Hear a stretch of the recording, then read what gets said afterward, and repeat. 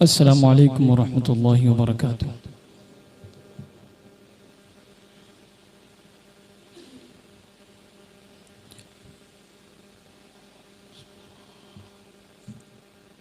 नहमदुहु व नुसल्ली व नुसल्लिमु अला रसूलिहिल करीम, अम्मा बाद। फ़अऊज़ु बिल्लाहि मिनश शैतानिर रजीम, बिस्मिल्लाहिर रहमानिर रहीम। व अम्मा बिनिअमति रब्बिका फहद्दिस, आमन्तु बिल्लाहि, सदक़ल्लाहु मौलाना अज़ीम। आइए हम और आप अपनी और सारी कायनात के मरकज़ी अक़ीदत क़िबला इताअत काबा इन्क़ियाद रसूलुल्लाह के मुर्शिद आज़म हैं या चारागर हैं, में कायनात है, खुल्द नज़ारा है, शहर आरज़ू है, जान तमन्ना है, मरकज़ अक़ीदत है, क़िबला इताअत है, काबा इन्क़ियाद है और जो रसूलुल्लाह के मुर्शिद आज़म हैं, उनकी बारगाह बेकसपना में वालेहाना अंदाज में, चूँकि आज का दिन जो है ईद पर ईद है और जुमातुल मुबारका भी है, आज के दिन दुरूद पाक पढ़ने की फजीलत भी है, इसलिए जिस तरीके से पढ़ा हूँ मुझसे कई ज़्यादा बेहतरीन अंदाज में आप पढ़ने की कोशिश करें। अस्सलातु वस्सलामु अलैका या रसूल अल्लाह, अस्सलातु वस्सलामु अलैका या हबीब अल्लाह, अस्सलातु वस्सलामु अलैका या नबी अल्लाह, अस्सलातु वस्सलामु अलैका या नूर अल्लाह, सल्लल्लाहु तआला अलैहि वसल्लम। हमारी और आपकी खुशनसीबी है और सादतमंदी है कि हम और आप तमाम तर क़ुयूद और पाबंदी के बावजूद अल्लाह तबारक तआला ने हमारे लिए रियायतें बख्शी हैं कि हम अल्लाह के घर में इस खुशी के मौके पर दुगाना अदा करने के लिए हाजिर हुए हैं। इस करम पर, इस अता पर, इस इकराम और इनाम पर जितनी कुर्बानी पेश की जाए कम है, जितना इसका शुक्र अदा किया जाए कम है कि परवरदिगार आलम ने वो तौफीक, वो साथ बख्शी कि हम उसके दयार में, उसके घर में, उसकी बारगाह में सरबसजूद होने के लिए हाजिर हुए। जिस आय करीमा की तिलावत का मैंने शर्फ हासिल किया, अल्लाह तबारक व तआला कुरान पाक में सूरह दुहा के अंदर इरशाद फरमाता है कि व अम्मा बिनिअमति रब्बिका फहद्दिस, कि और अपने रब की नेमतों का खूब खूब चर्चा करो। आज पूरी दुनिया के अंदर जो है, आज और कल दुनिया के मुख्तलिफ ममालिक में आपने देखा कि जहां कहीं भी मुसलमान बसते हैं वो ईद जैसा अजीम त्यौहार उन्होंने मनाया, और ये फकत किसी से सुन के नहीं मनाया, चांद को देखकर मनाया। चांद को तो पता ये चला कि चांद का देखना ये फैसला खुदाबंदी है। फला इलाके में चांद नजर आ गया, मतलब ये कि अल्लाह का फैसला है कि तुम चांद देखो और रोजा रखो, चांद देखो तो इफ्तार करो, यानी ईद मनाओ। ये अल्लाह का फैसला है। और जब अल्लाह का फैसला हो तो फिर बंदों को अल्लाह के फैसले के आगे अपने आप को जो है वो पेश कर देना चाहिए, अपने आप को बरेज़ा खुशी जो है अल्लाह के हुक्म के आगे अपने आप को सरेंडर कर देना चाहिए। दूसरे दुनिया के ममालिक और दूसरे त्यौहार और दूसरे मज़ाहिब के लोगों का अपना त्यौहार होता है, मगर इस्लाम ने जो त्यौहार का पाकीज़ा तस्वुर हमें पेश किया है वो दूसरे मज़ाहिब से बहुत जुदा है, बहुत अलग है और बहुत पुरकैफ और रूहानी है। हमारे यहाँ त्यौहार का तस्वुर ये है कि हम इबादतें करते हैं, रियाजतें करते हैं, तौबा इस्तग़फ़ार करते हैं, अपने रब की रजा हासिल करते हैं। मगर दुनिया के और भी जो ममालिक में या दूसरे और भी जो मज़ाहिब के लोग हैं, उनके यहाँ त्यौहार का तस्वुर ये होता है कि फकत मौज मस्ती, इल्ला माशाअल्लाह वो भी अपने मजहब के हिसाब से कुछ ना कुछ रस्म रिवाज अदा करते हैं। तो उनके यहाँ मौज मस्ती है, खेल तमाशा है, जिसका कोई हासिल नहीं है, कोई हासिल नहीं। पैसे की बर्बादी है, वक्त का जाय होना है, और फिर उसके नुकसानात भी उनके सामने वाजे हैं। इसलिए जा बजा वो पाबंदियां आयद करते हैं कि भाई ये प्रोग्राम हम नहीं करेंगे, ये त्यौहार में ये नहीं करेंगे, ये त्यौहार में ऐसा नहीं करेंगे, ये त्यौहार में जो है इस तरीके का हम इर्तिकाब नहीं करेंगे, ये त्यौहार में हम इस तरीके से नहीं मनाएंगे। हजार पाबंदियां। मगर हमारे यहाँ जो है वो इतना पाकीज़ा है, साफ सुथरा है कि हम हर चीज मनाते हैं जो अपने त्यौहार में मनाया जाता है। और ये सब चांद के देखने के बाद वजूद में आता है। चांद देखा है तो रोजे रखे जाएंगे, चांद देखा है तो ईद मनाई जाएगी, चांद देखा है कुर्बानी पेश किया जाएगा, चांद देखा है हज जैसे अहम फरीजे को अदा किया जाएगा। चांद के देखने पर तमाम चीजों का दारोमदार है। चांद नहीं देखा तो आप इंतजार कीजिए चांद का। 29 या 30 तारीख, 29 को होने के इम्कानात होते हैं। अगर 29 को नहीं हुआ, कुरान पाक ने कहा कि फिर तुम इद्दत को मुकम्मल करो, वली तुकमिलुल इद्दा वली तुकब्बिरुल्लाह अला मा हदाकुम। अल्लाह ने जो तुम्हें तौफीक बख्शी है उसमें से तुम जो है इद्दत को पूरी करो, यानी 30 रोजे फिर पूरी करो। अगर चांद ना नजर आए तो, चांद नजर ना आए तो उस गिनती 30 की गिनती को मुकम्मल करो। होता यह है हमारे यहाँ, जब तक चांद नहीं नजर आता है तो बड़े लोग परेशान रहते हैं। 29 में ही परेशानी शुरू लोगों की, उचक उचक के देखते हैं, बिल्डिंगों से छलांग मार मार के देखते हैं, न जाने इतना परेशान कर देते हैं कि ऐसा लगता है कि बस ईद तो मनाना ही हर हाल में, चांद भले से नजर ना आए। तो ये उतावलापन क्यों, ये बेचैनी क्यों? ठीक है वो देखना जरूरी है, इसलिए कि भाई हमें हुक्म दिया गया है कि तुम 29 को भी देखो और 30 के चांद का भी देखने का एहतमाम करो, हमें हुक्म है। मगर उस हुक्म में हम इतना ज्यादा जो है क्या कुछ कर बैठते हैं कि फिर हर जगह परेशान, अपनी जात से लोगों को परेशान करना शुरू कर देते हैं। तो सीधा साधा ये है कि जब चांद नजर ना आए, बदली का दिन हो या चांद नजर ही ना हो, मतलब साफ हो, देखने जैसा माहौल था फिर भी चांद नहीं नजर आया, अब आलूद भी ना था फिर भी नजर नहीं आया, तो अब ऐसी सूरत में फरमाया गया कि तुम ऐसा करो कि 30 की गिनती मुकम्मल करो, 30 रोजे रख लो,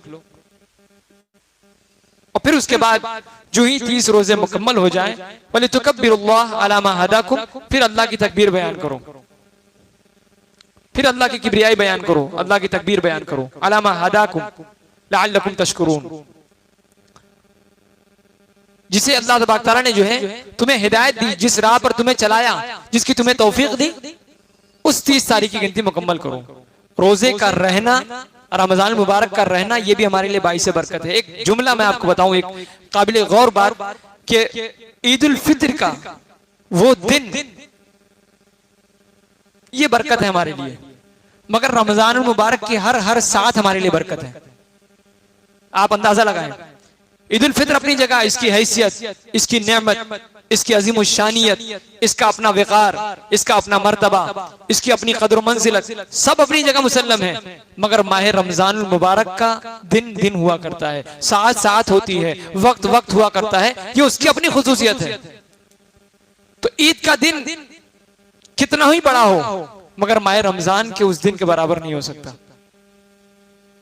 और फिर ये माह रमजान की जब मेहनत आदमी करता है, तब उसके बाद जो है ये उसे जायजे के तौर पर, इनाम के तौर पर ये दिन दिया जाता है, जायजे के तौर पर मिलता है कि तुमने जो काम किया था हम तुमसे खुश हैं, ये लो इनाम के तौर पर हम तुम्हें नवाज रहे हैं। अब होता ये है कि चांद का देखना ये हमारे लिए जरूर, कुछ लोगों के लिए जरूरी होता है, क्योंकि शरई फैसला भी वहां पर बयान किया जाना है, तो शरई तौर पर अगर नहीं होगा तो बहुत सारे मामलात पेश आ सकते हैं। तो इसलिए जो है चांद का देखना भी जरूरी हुआ करता है। फिर उसके बाद जो है इस तरीके से रमजान के रोजे मुकम्मल होते हैं, ईद का दिन आता है। ईद का दिन जो है हमारे लिए जायजे का दिन है, इनाम का दिन है, और हम इस इनाम को, दिन को इनाम का दिन समझें, नेमत का दिन समझे, एजाज का दिन समझे, इकराम का दिन समझे कि परवरदिगार आलम ने उसकी अता है, उसकी रहमतें हैं कि हमें वो नवाज रहा है, इसलिए हमें ईद का दिन अता फरमाया। वो शख्स कैसे ईद मनाएगा जिसने रोजे ही ना रखे हों? वो शख्स कैसे ईद मनाएगा जिसने तरावी ना पढ़ी हो? वो शख्स कैसे ईद मनाएगा जिसने कुरान खत्म ना किया हो? वो शख्स कैसे ईद मनाएगा जिसकी जिंदगी जो है हमेशा शब रोज अल्लाह के नाफरमानी में गुजरी हो? वो शख्स कैसे ईद मनाएगा? क्या हक है उसे ईद मनाने का? क्या हक है? हम संजीदगी के साथ सोचें। ये यौम जायजा है, इनाम का दिन है। अल्लाह तबारक तआला अपने बंदों को इनाम से नवाज रहा है। उस वक्त ऐसे लोग भी होंगे जो इनाम हासिल करने से महरूम रह जाएंगे। मजदूर को मजदूर की उजरत दी जाती है, जो मजदूर नहीं है उसको उसकी उजरत नहीं, कहां से मिलेगी? जिसने मेहनत की उसे उसका फल मिलेगा, जिसने कोई मेहनत ही नहीं की उसे उसका फल कैसे मिलेगा? वो क्या मुंह लेकर रब की बारगाह में जाएगा और अपने आप को पेश करेगा? तो ये जायजा तोहफे का दिन है, इनाम का दिन है कि अल्लाह तबारक तआला जो है इनाम फरमा रहा है। उसके बाद जो है इसकी तारीखी हैसियत ये है कि जैसे आज मुख्तलिफ मज़ाहिब के लोग अपने अपने तरीके से त्यौहार मनाते हैं और त्यौहार मना के पूरा, कभी कभी ऐसा होता है कि वो अपने त्यौहार के जरिए से लोगों का की शांति अमन को जो है वो भंग में तब्दील कर देते हैं, लोगों के लिए मुसीबत पैदा कर देते हैं, परेशानी का सबब बनता है। पटाखे और न जाने कितनी बेहयाइयां, बुराइयां, पोल्यूशन, गर्दालू चीजें, ये हमारे लिए नुकसान का बाइस, समाज के लिए भी नुकसान का बाइस बन सकती है। मगर कुर्बान जाइए, इस्लाम ने जो तस्वुर पेश किया है त्यौहार का, कहीं भी इस्लाम के किसी भी त्यौहार में बुराई मौजूद नहीं है, इसराफ मौजूद नहीं है, किसी दूसरे के लिए तकलीफ का सामा मौजूद नहीं है। इस्लाम के हर तस्वुर में जो है पाकीज़गी है। और जितना आप अपने त्यौहार में खुलूस-उल-नियत के साथ अपना त्यौहार आप मनाएंगे, अल्लाह तबारक तआला उसमें उतनी बरकत अता फरमाएगा। ईद उल फित्र है, ईद उल अज़हा है, और उससे मुंसलिक जितनी हमारी तकारीब होती हैं वो सब बहुत पाकीज़ा है। अल्लाह तबारक तआला इसमें जो है वो बंदों को अजर अजीम से माला माल फरमाया करता है, अजर अजीम। अब हुआ यह कि हिजरत मदीना से पहले जो है यसरब में, चूंकि मदीने का पुराना नाम यसरिब था, तो उस वक्त जो है चूंकि मदीना जब आमद हुई हुजूर की मदीने में, तो जमाना जाहिलियत था, लोगों में जहालत थी। रफ्ता रफ्ता पैगंबर आजम ने लोगों की तरबियत की, तरबियत के मौके फराहम किए और लोगों की तरबियत करते रहे। इस तरीके से तरबियत फरमा दी कि जिनको रसूलुल्लाह ने तरबियत फरमाई थी वो खुद दूसरों को तरबियत देने वाले हो गए। फिर उसके बाद जो है फरमाया कि होता यह था कि अहले मदीना 2 दिन जो है बतौर त्यौहार मनाया करते थे, जिनमें खेल कूद तमाशा किया करते थे, और फिर जो है इस तरीके से इतना ओवर कर जाते थे कि उसके नुकसानात खुद उन पर वाजे हो जाया करते थे। रसूलुल्लाह ने पूछा कि जो त्यौहार तुम मनाते हो उसकी हकीकत क्या है? अवाइल के सहाबा जो है, उस दौर के जो सहाबा थे, उन्होंने कहा कि असल में ऐसा है कि हम ज़माने जाहिलियत में मनाते थे, इस्लाम आया है, जब तक कोई दूसरा हुक्म नाजिल नहीं होता तब तक हम यही मनाते हैं। रसूलुल्लाह ने फरमाया कि इसका फायदा क्या है? बस हम मनाते हैं, फायदा हो ना हो हम मनाते हैं। हमारे यहाँ तो बगैर फायदे का कोई मामला ही नहीं है। हम नमाज पढ़ते हैं तो फायदा है, हम रोजा रखते हैं तो फायदा है, हम हज करते हैं तो फायदा है, दुनियावी फायदा भी है, उखरवी फायदा भी है। हर अमल जो है जो परवरदिगार आलम की तरफ से मुसलमानों को दिया गया है, अतिये के तौर पर, तोहफे के तौर पर, इनाम के तौर पर, हर उस चीज में फायदा पोशीदा है, चाहे इंसान समझे चाहे ना समझ सके।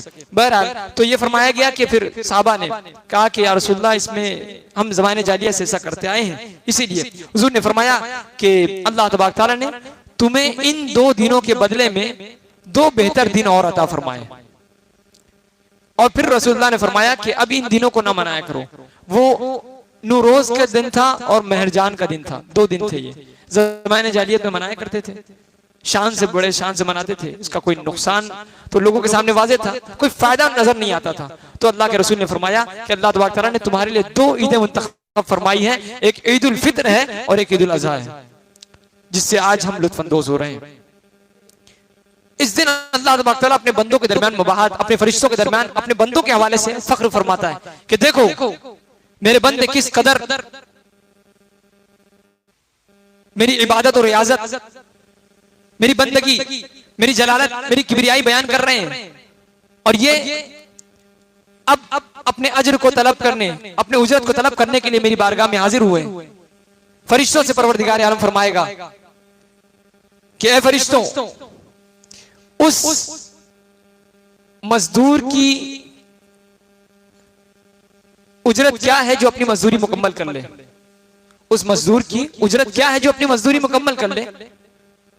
फरिश्ते कहते हैं कि परवरदिगार, उसकी उजरत उसी वक्त उसे पूरा पूरा दे दिया जाए, कोई कमी बेशी ना की जाए, पूरा पूरा अता कर दिया जाए। अल्लाह तबारक तआला फरमाता है कि मेरे जात की, मेरी इज्जत और जलाल की कसम, मैंने अपने तमाम बंदों को बख्श दिया, मैं अपने तमाम बंदों को बख्श दिया। और इतना ही नहीं, उन लोगों ने मेरे तमाम हुक्म पर अमल करते हुए मेरे तमाम फराइज को अदा किया, अब मेरी बारगाह में इल्तिजा करने के लिए हाजिर हैं, ईदगाह आए हुए हैं, सर्वसजूद है मेरी बारगाह में, मुझसे तलब खैर कर रहे हैं, मुझसे मांगना चाहते हैं, मांग रहे हैं, गिड़गिड़ा रहे हैं, दुआ कर रहे हैं। मेरी इज्जत और जलाल की कसम, मैंने इन्हें अता कर दिया। अब तुम जाओ, तुम्हारी बख्शिश हो गई।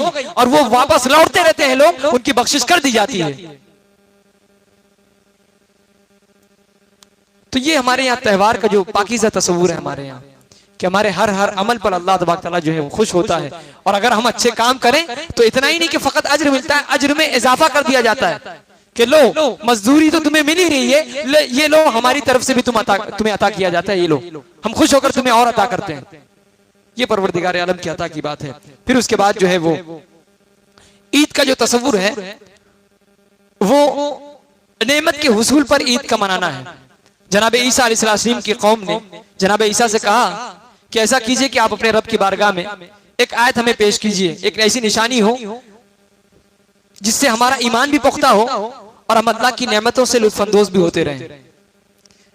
चुनांचे जनाब ईसा ने रब की बारगाह में हाथ उठाया, रब के मुकर्रब थे, अल्लाह तबारक तआला अपने मुकर्रबीन की बातों को नहीं टाला करता, चाहे वो अंबिया हो, चाहे शोहदा हो, चाहे सिद्दीकीन हो, चाहे औलिया कामिलीन हो, अल्लाह तबारक तआला अपने मुकर्रब बंदों की बातों को नहीं टाला करता। इसीलिए हम उनके वसीले से दुआएं करते हैं।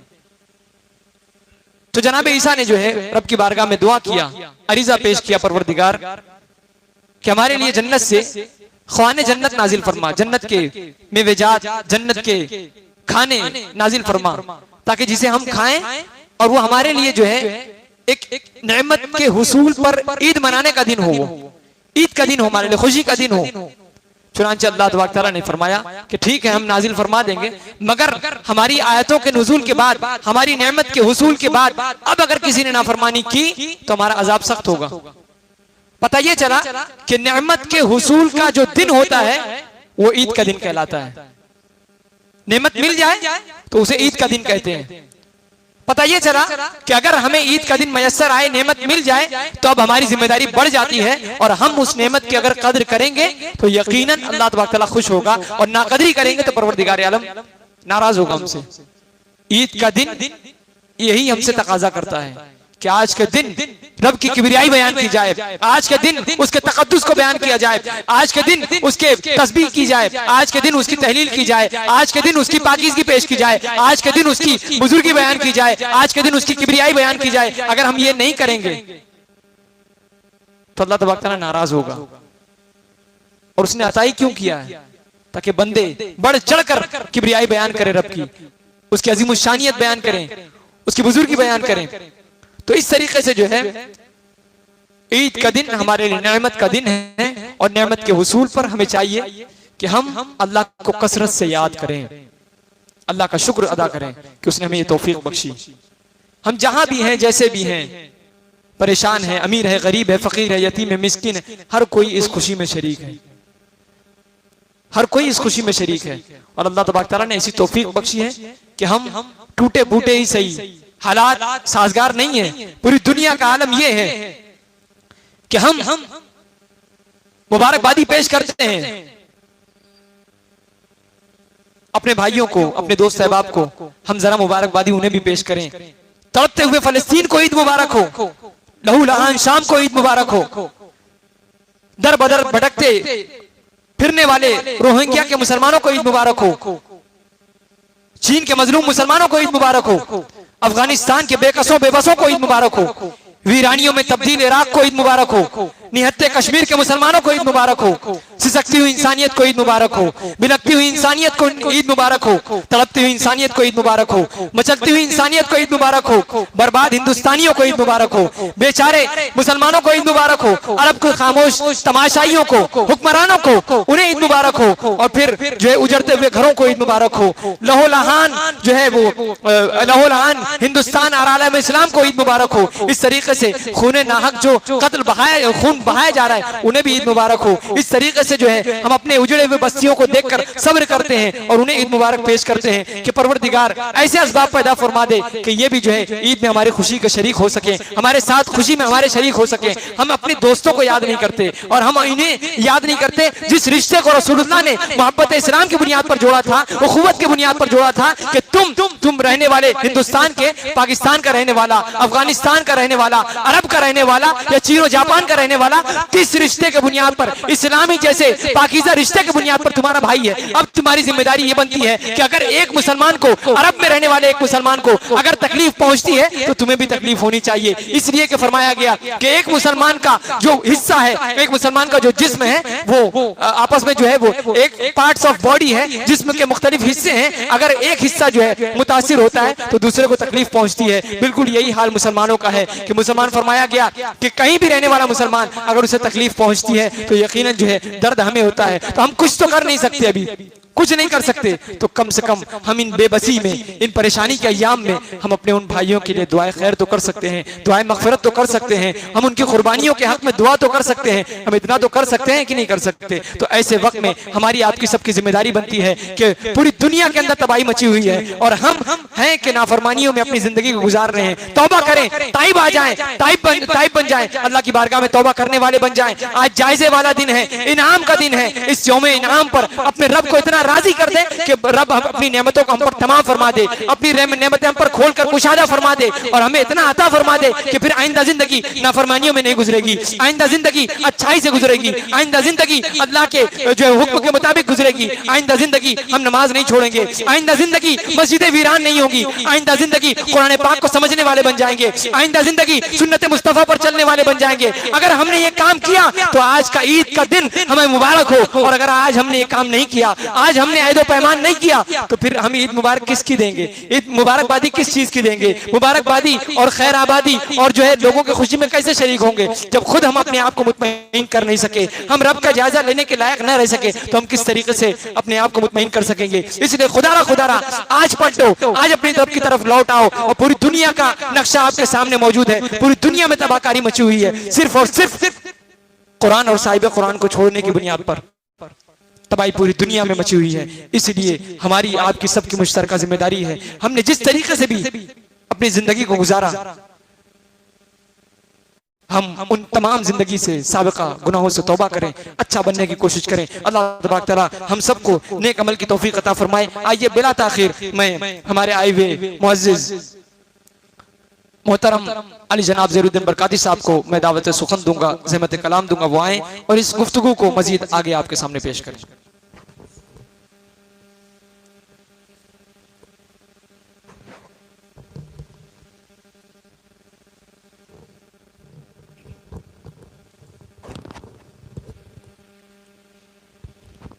अस्सलामु अलैकुम रहमतुल्लाहि व बरकातुहू।